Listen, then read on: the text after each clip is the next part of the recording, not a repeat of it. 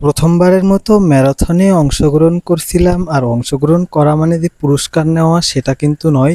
অনেক জায়গায় অভিজ্ঞতার কারণে অনেক কিছু করা লাগে। সকাল সকাল ফজরের পরে চলে আসছিলাম খুলনা শিববাড়ি মোড়ে, আর এসে দেখি লোকজন ভরে গেছে।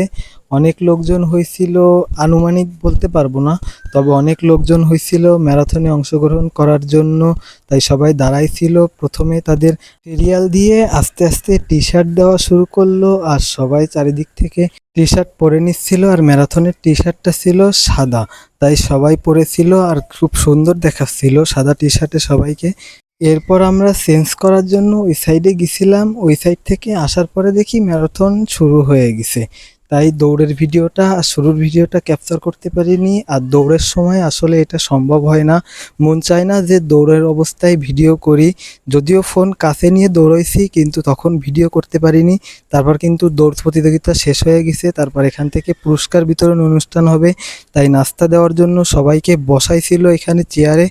তবে এইখানে প্রচুর পরিমাণে বিশৃঙ্খলার সৃষ্টি হচ্ছিল, কারণ যারা নিজেরা নিজেরা আছে তারা সবকিছু ঠিকঠাক করে নিচ্ছিল। এরকম একটা সমস্যা হচ্ছিল, কারণ বাংলাদেশ তো, এখানে মনে করেন যে আমরা যতই চাই দুর্নীতি মুক্ত করতে, আসলে এইভাবে হয় না। হওয়ার কারণটাই আমরা নিজেরাই কোনো ডিসিপ্লিন বুঝি না। টি শার্ট দেওয়ার সময় হাতাহাতি, নাস্তা দেওয়ার সময় হাতাহাতি, কত যে তালবাহানা করি আমরা নিজেরা একটা নাস্তা আর টি শার্টের জন্য, তা শুধু নিজ চোখে না দেখলেই সেটা বোঝা যায় না। আর কি বলবো, যারা ভলেন্টিয়ার ছিল তাদেরও কিছু ভুলের কারণে অনেক অসুবিধা হয়েছে, অনেক সমস্যা হয়েছে। কারণ অনেকে ডিসকলি দিয়ে ঢুকে তারা কিন্তু ফিনিশ পয়েন্ট শেষ করেছে। যাই হোক, মন খারাপ করার কিছুই নাই। প্রথমবারের মতো ম্যারাথনে অংশগ্রহণ করছিলাম।